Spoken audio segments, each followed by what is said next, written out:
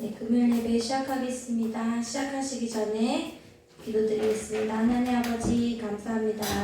오늘도 하나님 앞에 아버지 예배 드리게 하시니 감사합니다. 하나님 아버지 예배가 즐거움이며 예배가 행복이며 예배가 오직 하나님의 아버지 기쁨이 되기를 원합니다.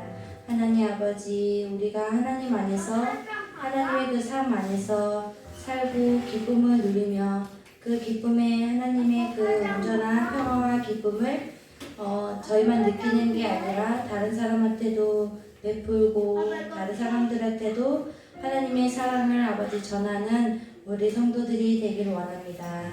하나님 아버지 오고 싶어도 오지 못하는 성도들과 영상으로 예배드리는 모든 성도들에게도 하나님의 동일한 은혜와 동일한 말씀을 주시고 그 말씀을 받았을 때 우리가 어떻게 해야 되는지 말씀을 먹고 그냥 아버지 없었는 게 아니라 그 말씀을 받았을 때 그 말씀에 대해서 생각하고 묵상하며 하루를 살아가는 우리 성도들이 되기 원합니다.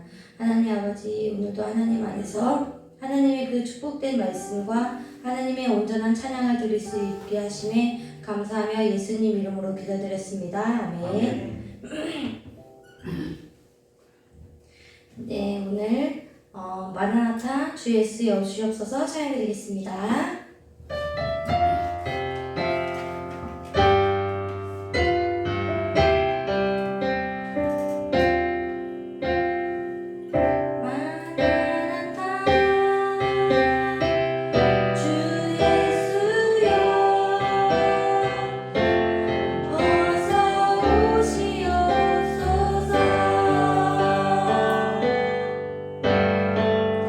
땅의 모든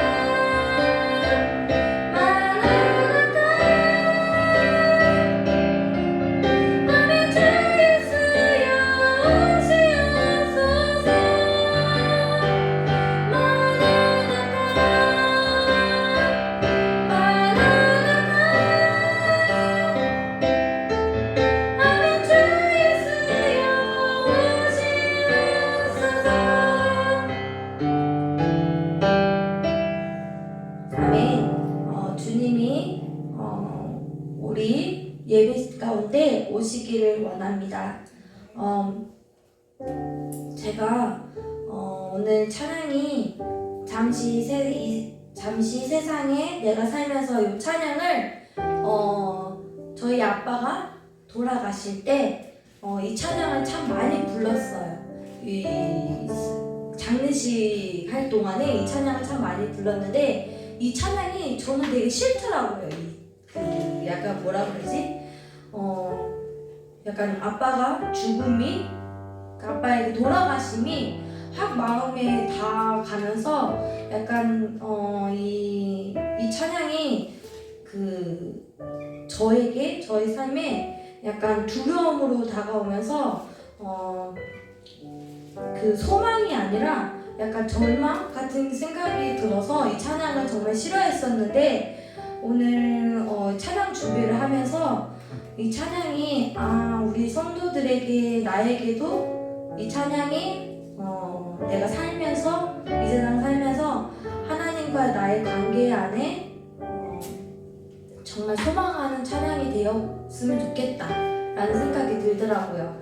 그래서 정말 아직도 사순절 기간이잖아요. 이 기간에 정말 하나님 안에서 내가 이 세상을 잠시 살 동안 우리가 정말 하나님 안에서 하나님의 언제든지 우리가 하늘나라에 갔을 때 하나님의 그 열린 천국문에 들어갈 수 있는지 정말 하나님의 그 빛난 면류관을 쓰는 그 영광이 우리에게 있는지 다시 한번 점검을 하시고 우리가 정말 하나님 안에 앞에 갔을 때 하나님한테 하나님 제가 왔습니다 하는 그 용기에 그 희망에 이 세상을 사는 사람들이 됐으면 좋겠습니다.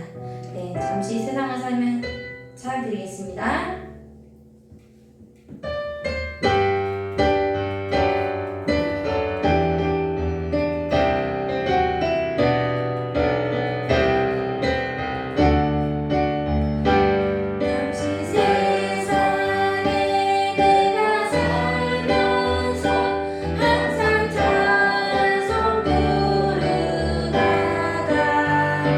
날이 저물어 동화하는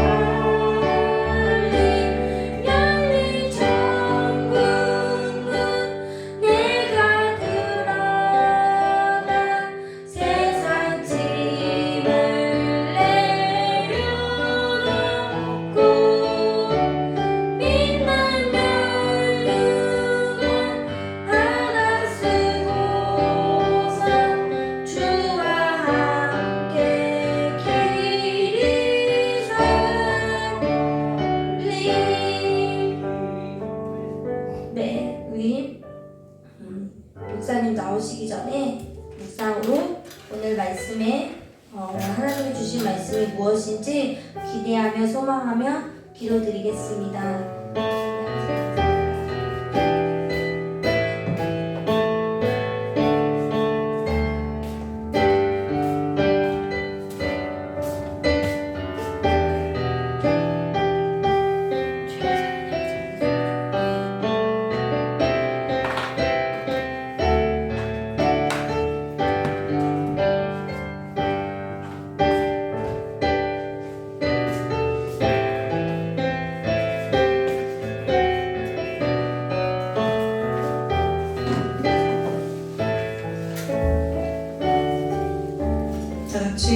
사도신경으로 신앙 고백 하나님 앞에 드리도록 하겠습니다.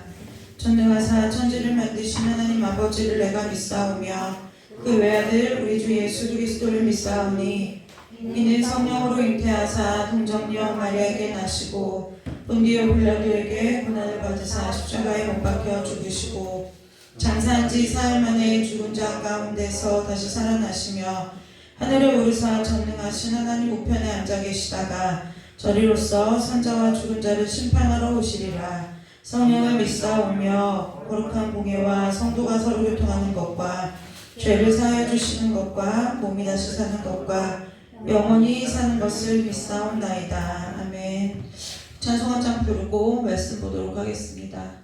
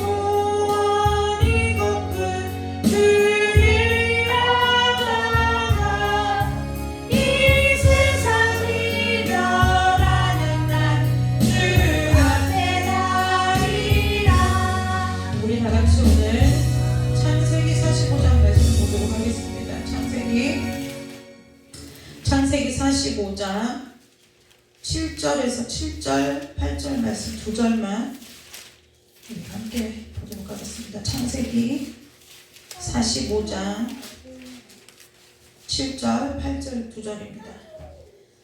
창세기 45장 7절, 8절 두 절이니까 길지 않죠? 우리 한 목소리로 압독해서 읽도록 하겠습니다. 하나님이 큰 구원으로 당신들의 생명을 보존하고 당신의 후손을 세상에 두시려고 나를 당신들보다 먼저 보내셨나니 그런즉 나를 이리로 보낸 이는 당신들이 아니요 하나님이시라. 하나님이 나를 바로에게 아버지로 삼으시고 그 온 집의 주로 삼으시며 애굽 온 땅의 통치자로 삼으셨나이다. 아멘. 기도하겠습니다. 하나님, 우리의 삶에서 수많은 사건들 앞에서 하나님 앞에 우리의 마음과 우리의 생각을 두고 살아감으로 말미암아 아버지 사건에 매몰되는 삶이 아니라 하나님의 은혜 가운데 우리의 삶을 해석하는 아버지 귀한 은혜가 우리 모든 성도들에게 있도록 주께서 은혜 내려주시기를 간절히 원하오며 거룩하고 존귀하신 예수님의 이름으로 감사하며 기도드리옵나이다. 아멘. 우리가 살지요. 네, 우리가 일상을 살아가요. 그런데 우리가 일상을 살아가는 것을 가만히 하루 24시간을 생각해보면 뭐의 연속이냐면 일의 연속이에요.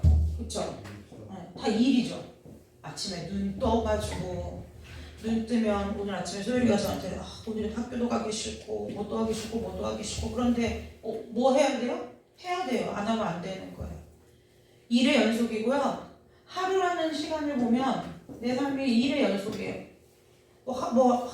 작은 일에서부터 큰 일에 이르기까지 일의 연속이에요. 이 하루가 쌓이면 우리의 인생이 되죠. 이 땅에 살아가는 인생이 되는데요. 이 인생을 보면 사건의 연속이에요. 그쵸? 사건의 연속인 삶을 우리가 이 땅에서 살아가요. 많은 일들을 하고요. 많은 문제들을 만나고요. 많은 사건들을 만나다가 죽는 것이 어떻게 보면 사람이 이 땅에서 태어나서 하나님의 부르심을 받는 그 순간까지 모든 삶이 일과 문제와 사건들이 계속 연달아서 일어나는 그 생활을, 그 사이클을 돌다가 우리가 하나님이 오라 하실 때 하나님의 부름을 받고 간다는 거예요. 오늘 함께 읽은 창세기 45장을 보면 여러분들이 잘 아시는 대로 이제 어렸을 때 꿈꾼 거 자랑하다가 형님들한테 밑보여가지고 팔려간 인생 고난의 연속인 요셉이 마침내 하나님의 뜻 안에서 뭐가 됐어요? 요셉이 애굽의 총리가 됐어요. 애굽의 총리가 돼서 자기를 팔아먹은 형들이 큰 흉년이 들어가지고 애굽에 뭐하러 온 거예요? 곡식 사러 왔을 때 이제 드디어 만나는 장면이 오늘 저와 여러분이 읽은 창세기 45장에서 생각이나 했겠어요. 형제들이 분명히 그때 팔아먹었으니까 어디선가 죽었겠으려니 생각하고 그날 자기가 만났던 그 사람이 예전에 자기가 팔았던 그 동생 요셉이라고는 상상도 못했는데 오늘 이 창세기 45장에서 요셉이 드디어 뭐라고요? 자기의 신분을 커밍아웃해요. 내가 예전에 당신들이 나를 노예로 팔았던 당신들의 동생 요셉입니다. 3절에 이렇게 나오죠. 요셉이 그 형들에게 이르되 나는 요셉이라 이 말할 때 출애굽기에 그 문장이 생각나잖아요. 나는 여호와라 이런 거 같잖아요. 나는 요셉이라 나는 여호와라. 그러면서 뭐라고요? 아버지가 아직 살아계시냐. 그랬더니 형들이 그 앞에서 뭐예요? 놀라서 대답을 하지 못했다는 거예요. 이때 놀랐다는 것은 무슨 뜻이지? 놀란 거죠. 깜짝 놀랐다 이 정도가 아니라 까무라쳤다는 소리예요. 까무라쳤다는 소리예요. 여러 가지의 일들 앞에 어쨌든 오늘의 포인트는 지금 형들이 놀란 게 아니고 그랬는데 어쨌든 그래서 이제 요셉이 계속 쭉 얘기를 하는 거죠. 형들의 마음을 알아채고 나를 이곳에 팔았다고서 근심하지 말라는 거예요. 그러면서 뭐라고요? 하나님이 생명을 구원하시려고 5절에 보면 나를 당신들보다 먼저 이 땅에 보내셨다. 그러면서 7절에 뭐라고 하느냐? 오늘 함께 읽었죠. 하나님이 큰 구원으로 당신들의 생명을 보존하고 당신들의 후손을 세상에 두시려고 나를 당신들보다 먼저 보내셨나니 그런즉 나를 이리로 보내는 당신들이 아니오 하나님이시라. 하나님이 나를 바로에게 아버지로 삼으시고 그 온 집의 주로 삼으시며 애굽 온 땅의 통치자로 삼으셨나이다 라고 얘기한다는 것. 쭉 그 뒤로 요셉이 그 형들에게 하는 얘기가 나오죠. 근데 7절 8절이 무슨 얘기냐? 오늘 함께 읽은 이 7절 8절이 7절에서 8절 말씀이 요셉이 자기의 삶을 되돌아볼 때 자기 어려서부터의 그 삶을 쭉 돌이켜 봤을 때 자기의 삶을 뭐 한 거예요? 요셉이 해석한 거예요. 요셉은 해석에 탁월한 사람이에요. 애굽왕 바로가 꿈을 꿨을 때도 결국 요셉이 이 애굽의 총리가 될 수 있었던 결정적인 사건은 무엇이냐? 애굽왕 바로가 꾼 꿈을 탁월하게 해석을 했다는 거예요. 탁월하게 해석을 해서 애굽왕 바로의 근심을 덜었을 뿐 아니라 온 땅의 기근과 흉년의 재앙에 대비할 수 있었다는 거예요. 근데 요셉이 한 말 중에 그 꿈의 해석은 누구에게 있다고요? 하나님에게 있다 라는 말이 있죠. 오늘 저와 여러분이 앞에 제가 서두에 하루는 일의 연속이고 인생은 사건의 연속이다 그랬어요. 자, 여기서 여러분들에게 제 질문을 하나 해볼까요? 여러분 사건이 중요해요? 그다음 사건이 중요해요? 해석이 중요해요? 뭐가 중요할 것 같아요? 그쵸? 해석이 중요해요. 자, 사건이 중요한가요? 해석이 중요한가요? 해석이 중요해요. 근데 그럼 해석이 왜 중요해요? 왜? 해석이 왜 중요하죠? 해석이 왜 중요할까요? 뭐라고? 틀릴까봐 막 소곤소곤 이렇게 말하는데 사건 말고 해석이 중요해요. 마음까지 달라요. 그렇죠? 그렇죠. 마음가짐이 달라져요. 해석을 잘해야 돼요. 그러니까 세상 사람들은 그거를 세상의 얕은 지식으로 그 속담으로 표현해서 뭐라고요? 꿈보다 해몽이다 라고 얘기해요. 세상의 무슨 지식으로? 얕은 지식으로. 그러나 예수 그리스도를 믿는 우리에게 있어서는 사건이 중요한 것이 아니라 해석이 중요한데, 이 해석이 왜 중요하냐? 이 해석 가운데 무엇이 들어있어요? 하나님의 섭리와 뜻이 들어있기 때문에 중요하다는 거예요. 그러니까 요셉이 어렸을 때는 그 꿈을 꿨어요. 그 꿈을 꾸고 채색 옷을 입고 아무튼 좋았어요. 아버지에게 이쁨도 받고. 그런데 그 시절 인생에 있어서 요셉의 인생을 보면은 그 시절 잠깐 동안의 인생이 이렇게 있다고 하면 그 유년기 그때 조금 빼놓고는 고난의 연속이라는 거예요. 애굽에 노예로 팔려가. 그래서 좀 괜찮은 사람 보디발, 우리가 지난주에 보디발 얘기했는데 보디발 장군의 집에 돌아갔더니 그래도 뭐예요? 아 이제 좀 인정받고 이제 나도 여기서 그냥 노예이지만 그래도 잘 살 수 있겠다 했더니 웬 여자가 나타나가지고 꼬셔대는 통에 또 뭐예요? 계속 요셉의 삶을 보세요. 그러면은 뭐냐면 요셉처럼 억울한 사람이 없는 거예요. 네. 이뽕 끝 한 번 잘못한 대가 치고는 너무 호된 대가를 치르는 거예요. 계속 뭐예요? 억울해. 다 억울한 거예요. 다 억울한 거예요. 요셉 스스로가 잘못한 것이 있느냐? 없어요. 우리가 저와 여러분이 인생을 살 때, 일상을 살아갈 때 평소에 안 꾸던 꿈을 꾸면 누구한테 얘기하지 않아요? 우리나라 사람들은 좋은 꿈 꾸면 서로 돈 주고 꿈도 사고 팔죠. 그런데 요셉이 꿈 얘기한 것이 그럼 그렇게 별난 일이냐? 그렇게 별나지 않은 얘기라는 거예요. 꿈을 꿨는데 내가 꿈 꿨는데 진짜 희한한 꿈을 꾼 거예요. 그래서 내가 나 이상한 꿈 꿨는데 라고 얘기한 것밖에 없어요. 그게 그렇게 형들한테 미움을 받쳐서 그 어린 나이에 애굽의 노예로 팔려갈 만큼의 잘못이냐? 그렇지 않다는 거예요. 요셉의 인생을 딱 두 단어로 정리하면은 좋게 말해 꿈의 사람 요셉인 거예요. 우리는 이 성경을 볼 때 굉장히 성경을 포장해서 읽으려는 인간의 죄성이 좀 있어요. 뭐냐? 뭔가 이 성경에 나오는 인물은 뭔가 되게 위대해야만 할 것 같고 뭔가 되게 하나님 택한 사람이니까 특별할 것만 같고 그런데 성경은 분명히 뭐라고 하냐면 엘리야도 우리와 성정이 같다. 똑같은 인간이라는 거예요.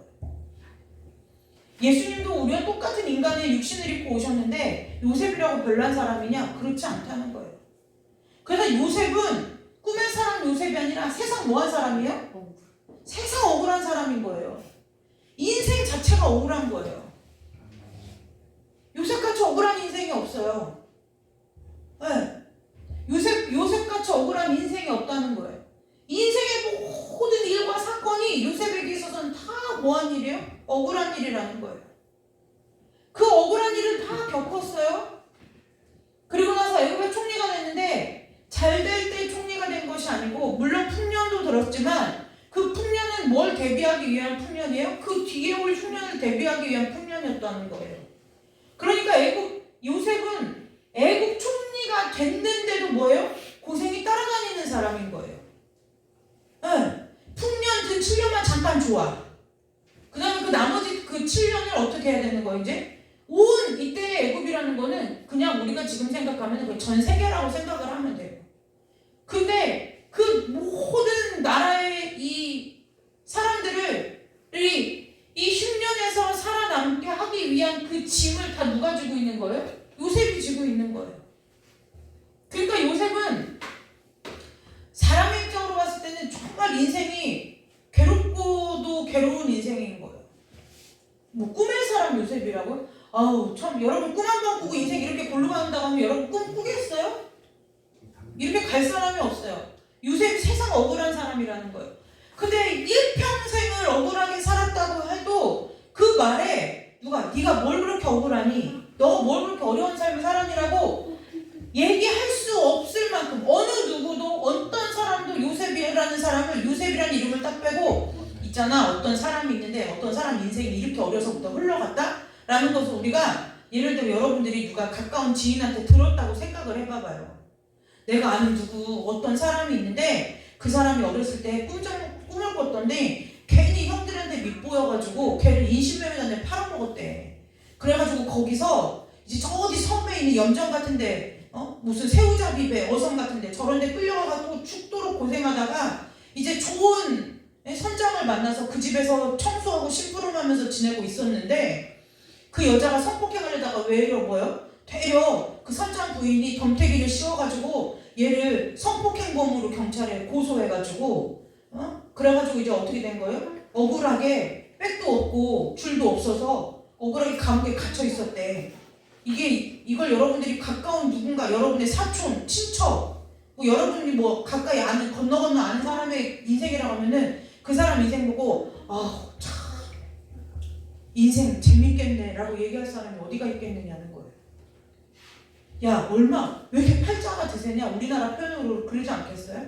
어떻게 그렇게 재수가 없어도 그렇게 없는 인생이 있냐 하지 않겠느냐는 거예요.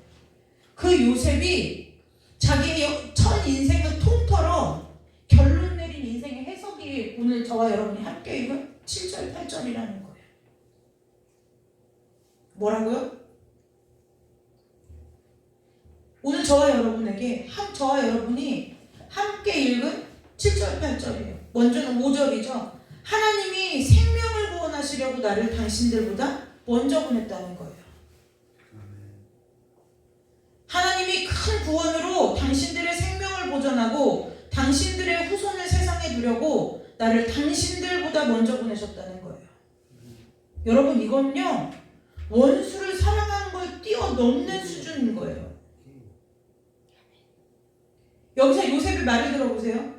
내가 있잖아요. 내가 애굽의 총리가 돼가지고 지금 당신들을 건져주는 거예요 라고 얘기한 것이 아니라 하나님이 철저하게 누가요? 하나님이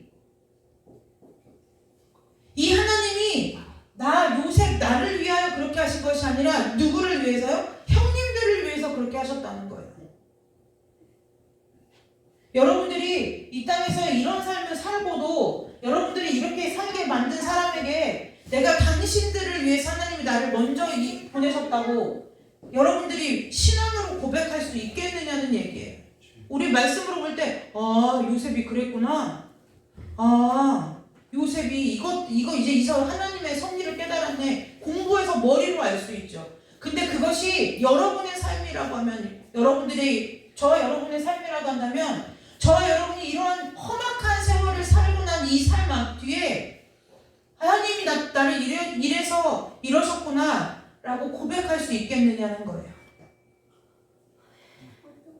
그러면서 뭐라고요? 그래서 형님들 보고 뭐라고 하는 거예요? 나를 여기 이 땅 애굽으로 보낸 것은 형님들이 아니라 하나님이시라는 거예요. 하나님이 나를 바로에게 아버지로 삼으시고 그 온 집의 주로 삼으시고 애굽 온 땅의 통치자로 삼으셨다고 얘기하는 거예요. 누가요? 하나님이요.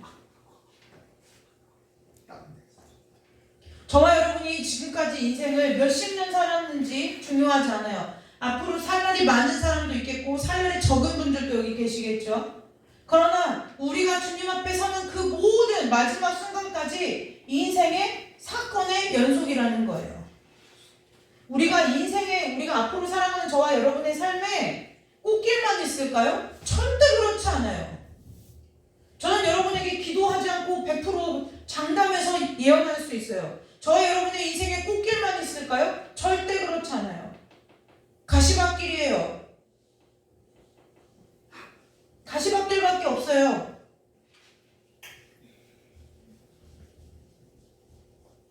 왜요? 예수 믿으면 인생의 가시밭길을 걸어갈 걸 각오하고 예수를 믿는 거예요. 예수 믿고 복 받는다고요? 예수 믿고 받는 복이 뭐냐? 주님과 같이 되는 거예요. 세상 사람들이 그걸 약간 꿈보다 행운이라고 해가지고 자기 뭐야? 자꾸 나쁜 꿈도 어떻게 해요? 나쁜 징조를 보고도 어쨌든 그걸 피해가고 싶은 마음에, 돌아가고 싶은 마음에 꿈보다 해몽을 좋게 하는데 이것은 답이 아니라는 거예요.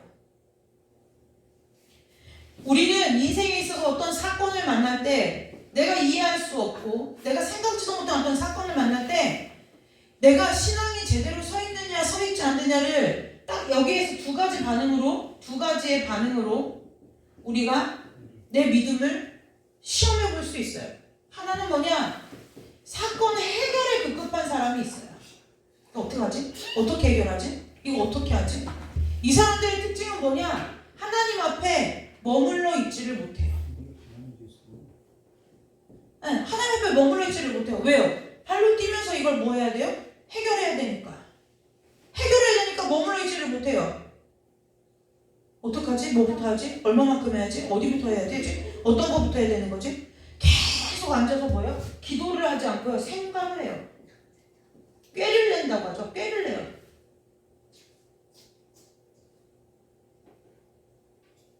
그래서 결국 이 사람들은, 첫 번째 경우의 사람들은 결국 무엇이냐? 이 사건을 해결하는 데 집착하다 보면은 이제 뭐 어떻게 돼요? 이 사람들의 삶은 이제 어떻게 되느냐? 사건을 해결하려다가 사건에 어떻게 되냐면 사건에 매몰돼 버려요. 이 매몰된다는 것은 무슨 뜻이냐? 잠도 안 와요. 먹지도 음식 맛도 없어요. 식음을 전폐한다고 하죠. 뭐 할 때까지요? 이 일이 해결될 때까지요. 해결될 때까지 그러는 거예요. 자기가 본인이 해결하려고 하는데 해결을 못하고 뭐를 해요? 이 사건에 내가 그냥 나라는 존재 자체가 그냥 그 탄광이 무너지면 그 안에 그 탄광의 탄가루 더미에 사람이 이렇게 푹 매몰되듯이 묻히듯이 사건에 내가 그냥 아예 묻혀버리는 거예요. 우리는 이걸 해결한다고 하니까 내가 정말 예를 들어 500만 원의 빚이 있는데 이 사건을 해결한다고 하니까 여러분들이 생각할 때는 500만 원을 어디선가 또 어떻게 누군가에게 또 빌려서 이 먼저 된 500만 원의 빚을 갚는 것, 이것이 해결이라고 생각하는데요. 제가 해결이라고 말하는 의미는 정말 어디선가 또 돈을 구해서 500만 원을 빌리는 것도 해결이지만 해결이라는 것에 또 하나의 의미가 있는데 그 의미는 무엇이냐면 도피. 몰라. 이것도 사람이 해결하는 방법 중에 하나라는 거예요. 사람은 사건을 만나면 믿음이 없는 사람들은 항상 이 두 가지의 반응을 보여요. 해결할 때 한 가지는 자기가 할 수 없는 일임에도 불구하고 꾀를 대고 잠을 안 자고 생각을 거듭해서 뭐예요? 자기가 자신이 발로 뛰어서 진짜 그 문제를 해결하는 사람. 또 한 가지 해결 방법인데 몰라 어떻게든 되겠지 뭐. 회피하는 사람.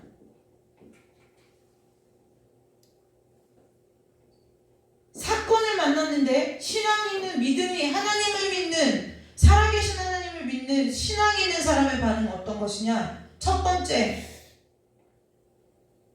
왜를 하나님 앞에 여쭤봐야죠. 하나님 왜요? 나에게 있어서는 마른 하늘의 날벼락 같은 사건이지만 하나님께서는 이 일을 허락하신 이유와 뜻이 있을 거라는 거예요. 하나님 왜요? 무엇 때문에요? 그래서 문제가 생기면 도망치고 싶고 이 일을 피하고 싶어서 하나님 앞에 나가는 것이 아니라 정말로 이 일을 하나님이 허락하셨다는 그 믿음 때문에 그 일을 해결할 수 있는 해결할 수 있는 열쇠가 하나님께 있음이 믿어지기 때문에 하나님 앞에 머무르게 된다는 거예요.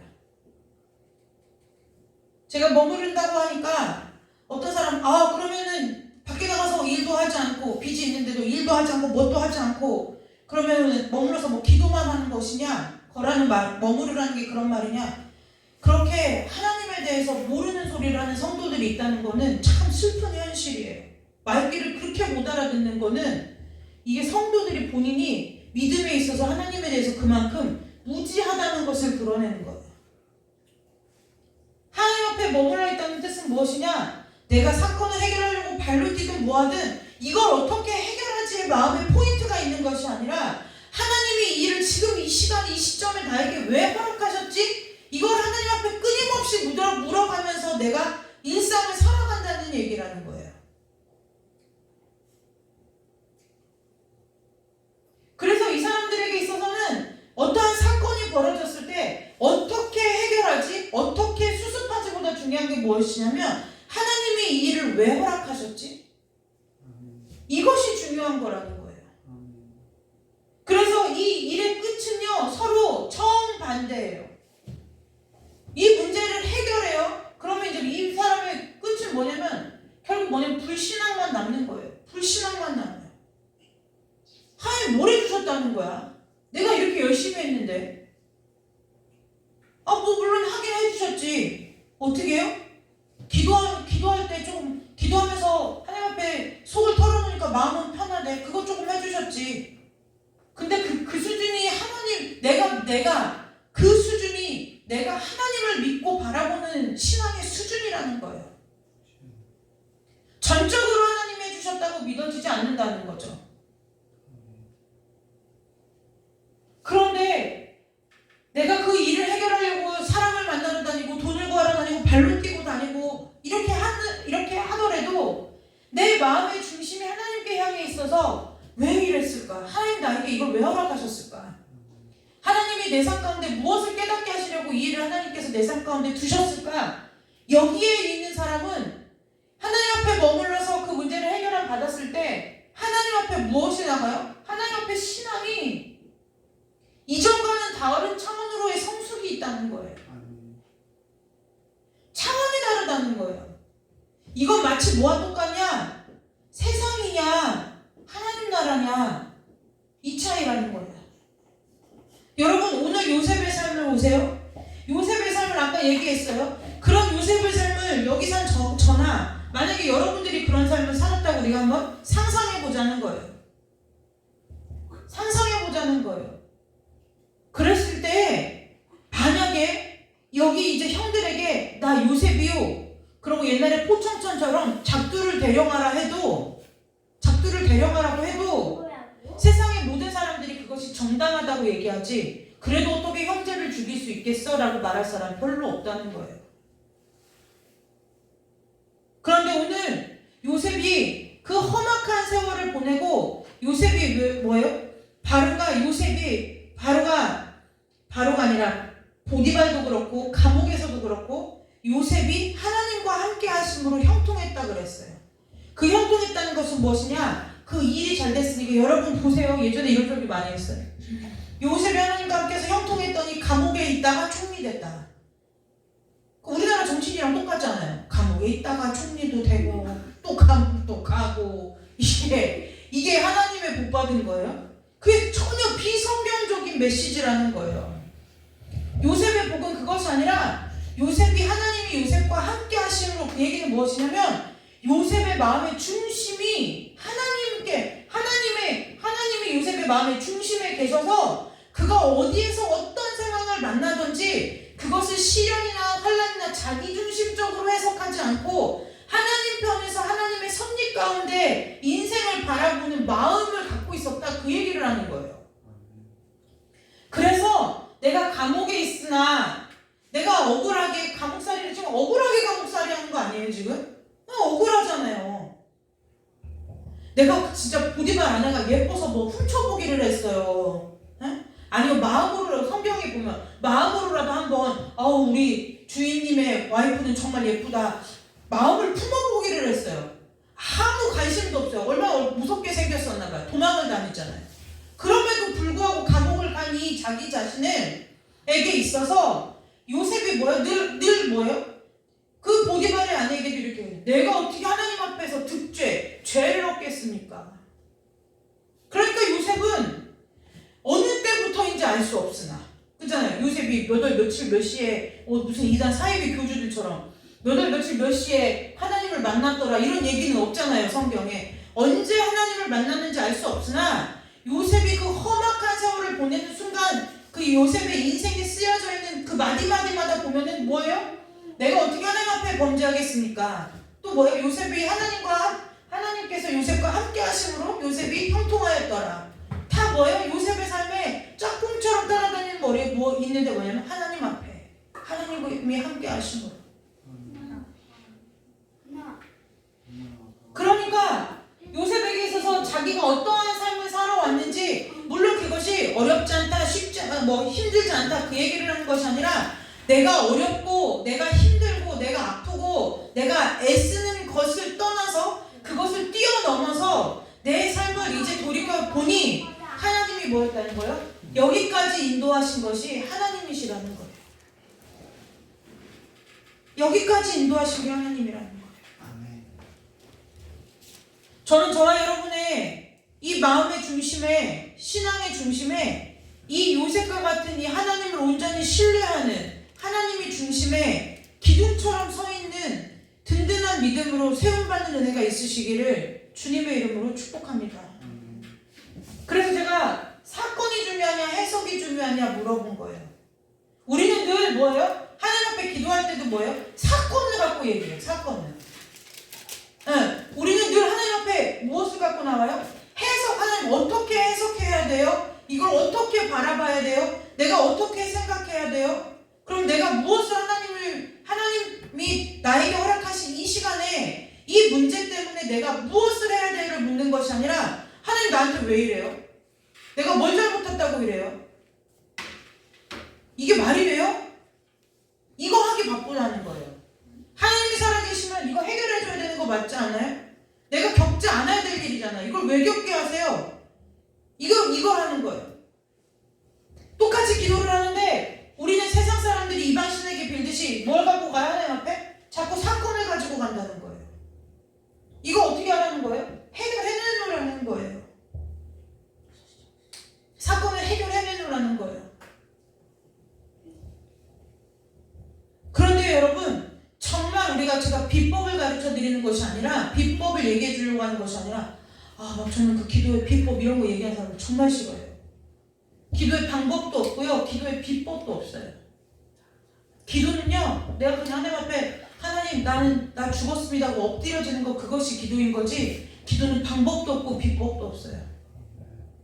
정말 내 하나님이 살아계셔서 저와 여러분의 인생 가운데 하나님만이 이 일을 하실 수 있겠다라는 믿음이 저와 여러분 안에 있으면 시시때때로 하나님 앞에 엎어지게 되어 있다는 거예요.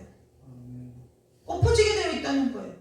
나에게 그 살아계신 하나님이 온전히 내 모든 인생의 모든 것을 책임지시고 주관하신다는 그 믿음이 없으니까, 때로는 내가 잘 믿는 것 같다가 때로는 없는 것 같다가 왔다 갔다 하는 것이라는 거예요. 여러분, 지금 저와 여러분의 삶 앞에 놓여있는 여러 가지 문제들이 있어요. 지금 그 문제들을 놓고 하나님 앞에 여러분들이 사건을 갖고 하나님 앞에 나아가고 있는지, 해석을 갖고 하나님 앞에 나아가고 있는지 여러분들 분별하시기를 주님의 이름으로 축복합니다. 여러분, 요셉이 하나님이 함께 하심으로 인해서 자신의 삶에 오늘 함께 읽은 7절 8절 말씀과 같은 삶의 결론을 내리지 않았다면 요셉이 눈 감고 죽을 수 있었겠어요? 요셉이 죽었을 때, 지금 보세요. 요셉이 죽었을 때 여러분들 요즘 얘기를 해줄게요. 얼만큼 성대하게 장사를 치렀냐면은, 그 여러분들 이집트 가끔 유물 전시 같은 데 보면은 이거 미라 있죠, 미라처럼 요셉을 만들었다는 거예요. 그래서 정말 그 옛날 이집트의 기록들을 살펴보면 이 요셉의 이야기가 이집트 사람들의 그 교대 기록에도 나와 있어요. 그래, 이건 역사이고 실제 인물이에요. 우리가 이렇게 위인전으로 황희정승 이런 거 배우는 것처럼 이집트 사람들은 이 요셉을 알아요. 그런데 요셉이 여러분 생각해보세요. 내가 어떻게든 아무튼 그랬어요. 그렇게 돼서 험악한 세월을 살다가 여러분들이 미국에 한 부통령쯤 된 거예요. 근데 미국에서 부통령을 지내다가 막 온 국민의, 왜냐면 흉년에서 백성을 다 구제했으니까 온 국민의 아버지라는 칭호를 받아가면서 온 국민의 사랑과 존경을 한 몸에 받다가 죽었더니 나라에서 뭐예요? 예를 들어 한날을 우리 박한나 부통령이 이제 죽어가지고 나라에서 미국에서 국장을 치르는 나라에서 영국 엘리자베스 여왕이 죽었던 것처럼 전 세계 각국에서 막 조문을 오고 그러더니 그 시신을 가지고 뭐예요? 이제 미라로 만들어서 막 연구 보존하기까지 이르는 지경에 이르는 게 요셉의 말년이에요. 그랬는데 요셉이 내가 나에게 아픔을 준 그 땅에 지고 메고 가라고 하겠느냐는 거예요. 유언하잖아요. 내가 죽으면 하나님의 약속의 때에 반드시 뭐예요? 애굽 땅을 이스라엘 백성들이 떠나게 될 때 내 유고를 어디 뭐라고요? 지고 가라고 하잖아요. 메고 가라고 하잖아요.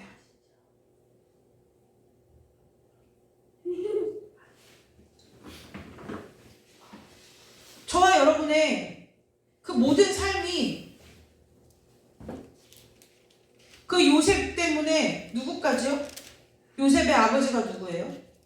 야곱까지요. 야곱도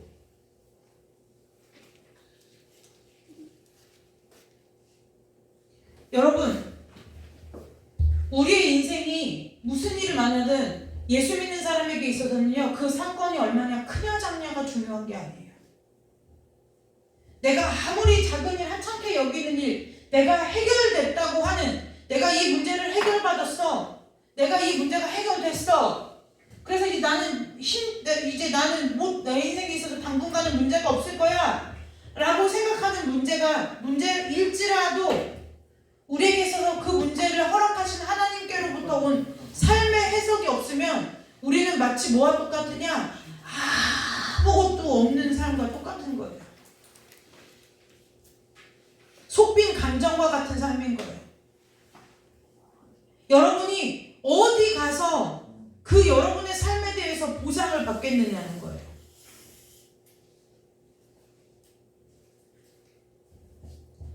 여러분들이 지금까지 살아온 삶의 인생의 모든 문제 앞에서 요셉과 같이 하나님으로부터 이 해석을 얻어내는 큰 복이 있으시기를 주님의 이름으로 축복합니다. 이건 마치 뭐와 똑같으냐면요. 믿음으로 요단강을 건너가는 수준이라는 거예요. 믿음으로 요단강을 건너가는 수준인 거예요. 내 삶이 그 일이 크든 작든 그건 내 생각인 거예요. 제가 요즘에 허우석 선교사님이 쓰신 책을 좀 읽고 있는데 이 허우석 선교사님 이제 이름이 허우석이니까 남자 같잖아요. 여자예요. 여자분이에요. 그런데 이분이 어디서 선교를 했냐? 브라질 아마존에 남편 선교사님과 아이 둘을 데리고 이제 가신 거예요.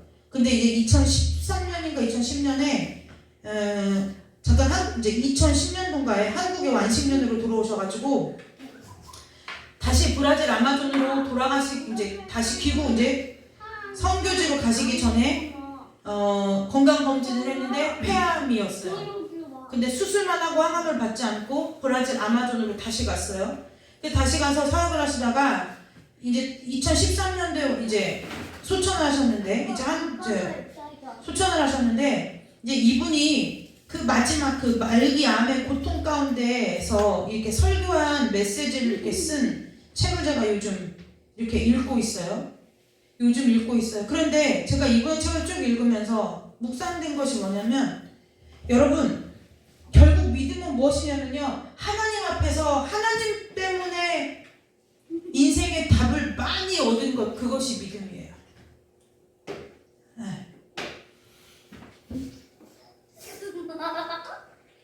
저와 여러분의 삶에 있어서 도대체 지금까지도 해석이 안 되는 일들이 무지하게 많이 있을 거 아니에요? 그 많은 일들에 있어서 우리가 왜 해석을 못하느냐? 내가 어디에 몰입되어 있기 때문에 그래요? 아직도 사건에 몰입되어 있는 거예요. 사건에. 이 일을 내가 결론내는 거죠. 이 일은 나에게는 일어나면 안 되는 일이었어. 하나님 앞에 머무르지 않는 거예요. 그러나 이 모든 일은 하나님의 계획이라고 하기보다도 하나님의 섭리 안에서 하나님의 허락하심이 없으면 여러분들 욥기서를 읽어보시면 알겠지만 하나님의 허락하심이 아니면 우리 삶 가운데 우리 삶에서 겪은 모든 일은 하나님의 허락하심 가운데서 다 일어난 일이라는 거예요. 해답은 어디에 있어요? 하나님께 있는 거예요.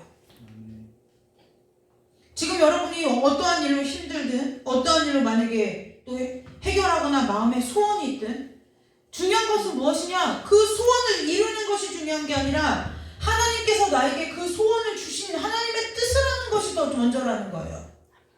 그 뜻을 먼저 알면 내가 해야 할 일이 보이고요. 내가 가야 할 길이 보이는 거예요. 근데 우리는 그것이 뒤바뀌어 있는 삶을 살아요.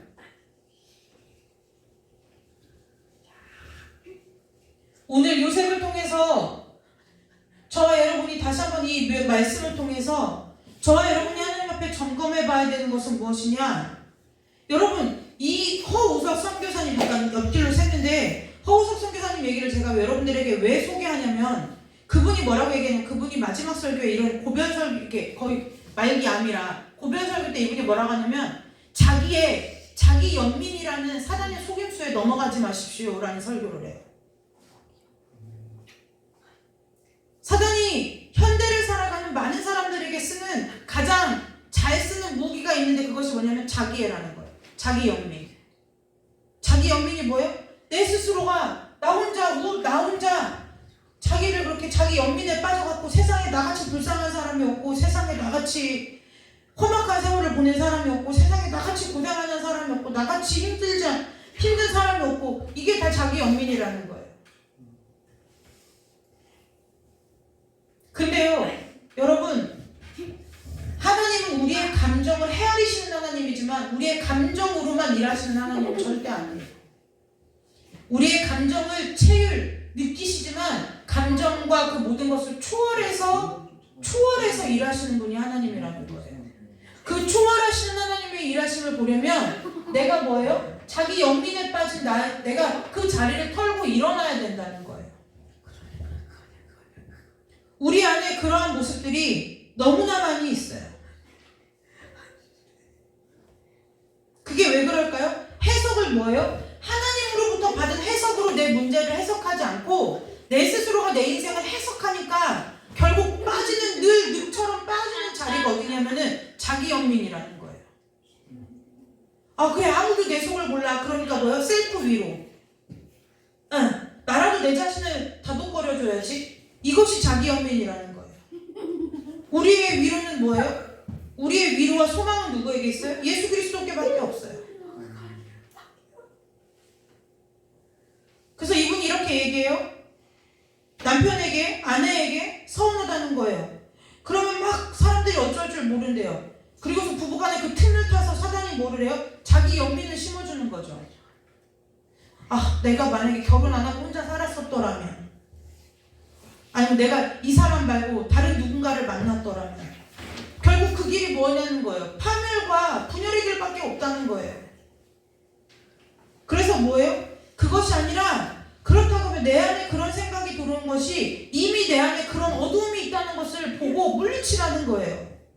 예수 그리스도의 이름으로 선포해서 그 어둠을 내쫓으라는 거예요. 거기에 빠져들어서 자꾸 내 자신을 합리화시켜가지고 마귀와 짝지어가지고 우리의 가정을 마귀에게 제물로 갖다 바치지 말고 내 그런 마음 올 때 이것은 하나님이 주신 마음이 아니야 하고 예수의 이름으로 쫓아내라는 거예요. 여러분, 저와 여러분의 삶에 어떠한 순간이나 어떠한 모든 문제 앞에 저와 여러분의 평생의 삶 동안, 이 땅에 살아가는 삶 동안 하나님으로부터 오는 해석이 충만하게 얻어지는 삶이 되시기를 주님의 이름으로 축복합니다. 아멘. 그것 아니면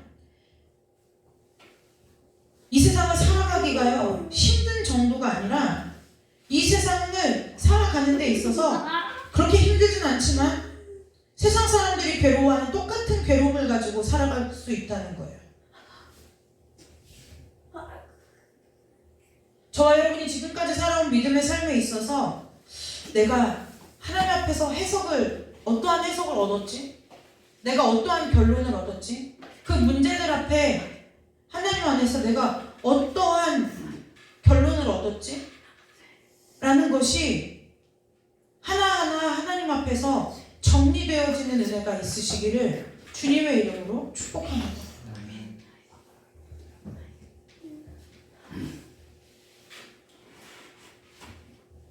그래서 그렇게 되면 열매를 맺어야지가 아니라 그 삶을 통해서 열매가 빚어지는 거예요. 그 해석이 풍성한 삶을 살면 하나님 나에게 평안 주세요, 평안 주세요가 아니라 아, 이래서 이랬구나. 여러분, 공부 잘하는 애들은 시험 볼 때 쫄까요, 안 쫄까요? 잘 안 쫄아요. 왜냐면 답을 알기 때문에요. 네. 근데 시험 때문에 막 긴장하고 이런 애들이 왜 그럴까요? 어떤 문제가 나오는지도 모르겠고 답이 뭔지도 모르겠는 거예요. 그러니까 힘든 거예요. 저 여러분의 인생의 모든 일의 답은 누구가 갖고 계시냐? 주님이 갖고 계시다는 거예요. 그래서 그 주님과 함께 가면 여러분들의 삶이 내가 초막에 있든지 궁궐에 있든지 내가 이런 복을 누려도 돼? 싶을 만큼 마음에 기쁜 일이 있든지 도저히 지금 사방에 우겨쌈을 당해서 분명히 하나님 나한테 이 일을 해주시겠다고 했는데 앞뒤 사방 다 막힌 것 같고 어디 뚫린 구멍도 없는 것 같다 보이든지 그런 환경과 형편과 처지와 상황에 상관없이 하나님의 길을 걸어갈 수 있다는 거예요. 평강 가운데서 그 길을 걸어갈 수 있는 은혜가 주님 안에서 충만하시기를 주님의 이름으로 축복합니다. 아멘. 기도하겠습니다. 하나님, 해석이 하나님께로부터 온 해석이 풍성한 인생을 살 수 있도록 우리의 모든 중심이 주님을 향하기를 간절히 원합니다. 아멘. 그래서 하나님 이 땅에서 우리가 살면서 무슨 일을 만나든 어떠한 상황 가운데 있든지 살아계신 내 하나님이 함께 하심으로 말미암아 상황에 매몰되고 깊은 바다 가운데 침몰되어가는 삶이 아니라 주님과 함께 날아오르며 주님 안에서의 그 해석을 주님이 주신 해석을 가지고 이 땅을 살아가지만 전쟁 같고 답이 없는 것 같은 이 땅을 살아가지만 주님 주신 평강을 누리며 살아가는 우리 모두가 될 수 있도록 주님 축복하여 주시옵소서. 지금까지 사건에 매몰돼서 사건만 바라보고 살았던 인생이었다면 이제 눈을 들어 주님 바라보고 그 사건을 허락하신 주님의 뜻이 어디 있는지 주님의 마음이 무엇인지에 우리의 마음이 더 쏟아지고 부어지는 은혜가 있도록 주께서 우리의 마음과 생각을 지켜주시기를 간절히 원하오며 거룩하고 존귀하신 예수님의 이름으로 감사하며 기도드리옵나이다. 아멘. 우리 찬송 한 장 부르고 잠깐 기도하고 돌아가도록 하겠습니다.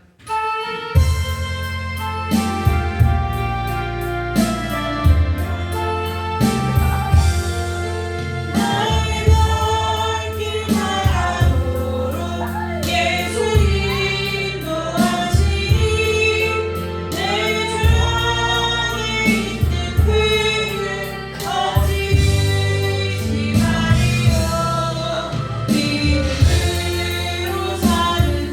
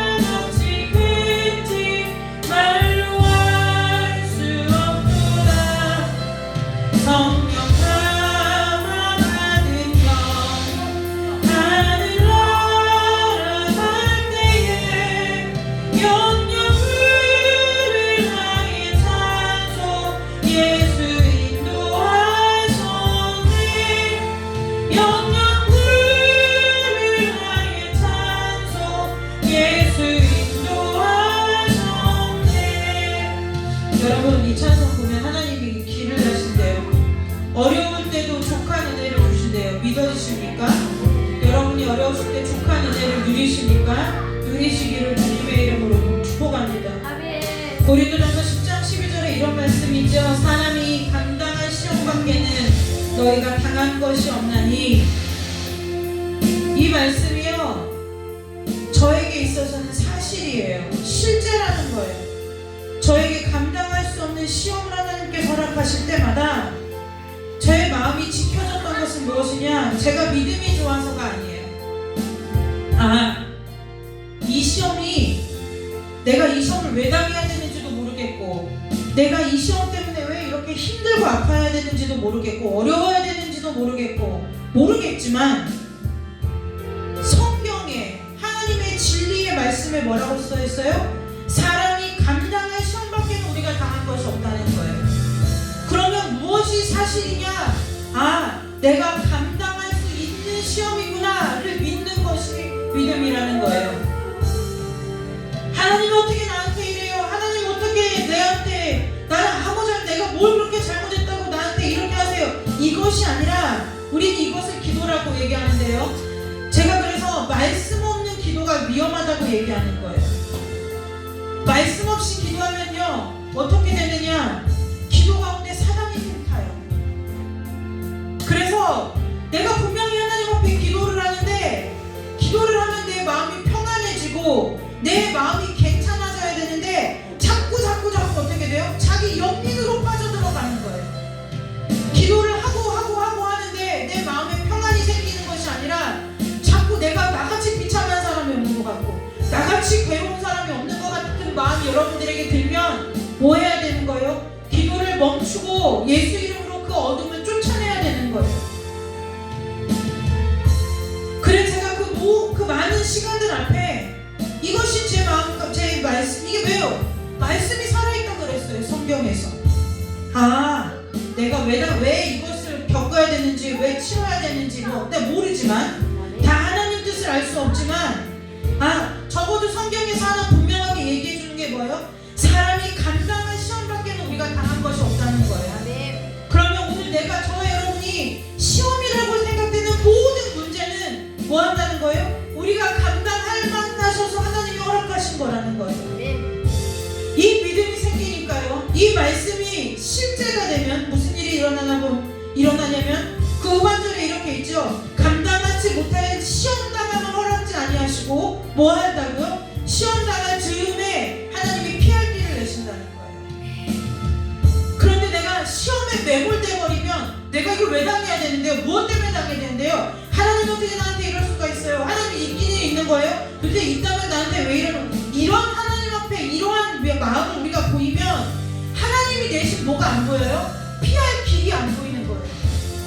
세상에 얕은 지식을 가지고는 뭐라고요? 호랑이 굴에 잡혀가도 정신만 차리면 산다고 세상 사람들도 그래요. 그러면서 하나님, 이 문제 앞에 길이 어디 있냐고, 길이 있기는 있는 거냐고.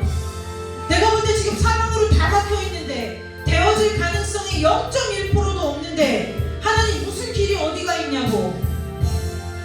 내가 그렇게 앞에 길이 안 보여서 기도하고 있다는 것은 무엇이냐? 분명히 하나님 저와 여러분에게 감당할 시험을 주셨는데 내가 그 시험을 감당하지 못할 것으로 여기고 산다는 거예요. 그래서 믿음은 먼 데 있지 않아요. 오늘 내가 살아가는 삶에 있다는 거예요. 믿음은 막 저 멀리 내가 몇 년 후에 어떠한 일을 할 거야, 내가 부자가 돼서 하나님의 일을 더 할 거야, 그것이 믿음이 아니라는 거예요. 오늘 내 마음을 괴롭게 하는 일 앞에, 오늘 내 마음을 힘들게 하고 어렵게 하는 사람들과의 관계 앞에, 내가 정말 내 마음을 괴롭게 하고 아프게 하는 일들 앞에서 이것을 바라보는 믿음의 눈이, 내가 하나님이 감당할 만하시니까 이걸 허락하셨구나. 하나님, 내가 하나님과 함께 이 일을 능히 감당하고 이것을 감당한 그 끝에는 하나님께서 나에게 이 일을 왜 허락하셨는지 알 수 있는 해석을 달라고 기도하며 나아가야 하나님이 이 시험 가운데 내신 피할 길이 저와 여러분 앞에 믿음으로 보인다는 거예요. 여러분, 시험을 안 당하려고 하시지 말고요, 시험을 당할 때 정면 돌파해서 하나님이 내신 피할 길로 걸어가는 은혜가 있으시기를 주님의 이름으로 축복합니다. 이게 영적인 전쟁이에요. 영적인 전쟁이 마귀 때려잡는 것이 영적인 전쟁이 아니에요. 하나님이 길을 내놓고 있는데도 하나님 앞에 소경처럼 길을 못 보니 그게 어떻게 하나님을 신뢰하고 가는 믿음이라고 할 수 있느냐는 거예요. 내가 감당을 할 수 있느냐? 하나님 이거 아무리 봐도 내가 감당 못하겠는데요? 내가 보는 것은 중요하지 않아요. 저와 여러분의 생각이 중요한 것이 아니라 하나님의 말씀이 그렇다 하면 우리가 어떠한 문제를 만나든 그 문제는 하나님께서 저와 여러분이라면 이 일을 나와 함께 너라면, 예은이 너라면, 한나 전도사 너라면, 이장모 너라면, 김거사 너라면 내가 힘주고 내가 피할 길 내주면 너는 이 길 걸어갈 수 있을 거야. 그 하나님의 약속이라는 거예요. 하나님이 그렇게 우리를 인정하고 함께 가주시겠다는 거예요. 우리가 그 믿음으로 예 주님 하면 하나님이 내신 길이 보여요. 그 길을 걸어가면 내가 시험 같았던 일이 정화위복이 돼서 나에게 얼마나 큰 은혜로 다가오는지, 그로 인해서 얼마나 하나님과 친밀해야 되는지, 그것으로 인해서 하나님하고 나만이 알 수 있는, 하나님과 나만이 비밀이 하는 그 하나님과의 이야기가 쌓여가는지 해석이 쌓여가는지 알 수가 없다는 거예요. 여러분 오늘 잠깐 기도하고 돌아갈 때 하나님, 내가 이 세상을 살아가는 이 마지막 때까지, 내 호흡이 끊어지는 마지막 때까지 무슨 일을 만나든 어떠한 상황 가운데 놓이든 하나님이 주신 말씀을 붙들고 하나님이 주신 길을 걸어갈 수 있게 해달라고, 그리고 그 길의 끝에서 하나님이 내게 주신 그 인생의 해석을 가지고 풍성하게 살아가는 자 되게 해달라고 다 같이 기도하고 돌아가도록 하겠습니다. 기도합니다. 하나님 아버지 감사합니다.